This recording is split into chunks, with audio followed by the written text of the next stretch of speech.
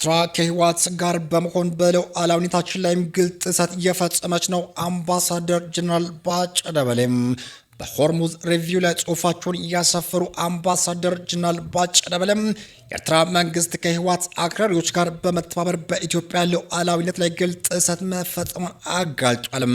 በተለይ ነሐሴ 3 ቀን 2018 ዓ.ም የኤርትራ ወታደራዊ ባለስልጣን የሀገራቸውን ባንዲራ ይዘው ወደ ዛላምበሳ መግባታቸውና ታንኮችን ጨምሮ ከባባድ መሳሪያዎችን ወደ ሰሜኒቷ ኢትዮጵያ ማዘዋወራቸው ሁኔታውን እጅግ አደገኛ እንዳደረገ ገልጿል።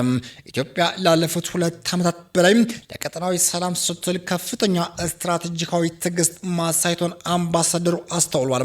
ሆኖም የኤርትራ መንግስት ላቀረበላትም የሰላም ጥሪ ጆሮ በመስጠት ፋንታም ኢትዮጵያን የማዳከምና የማተራመስ የቆየ ዓላማ አጠናክሮ መቀጠሉን ተናግሯል።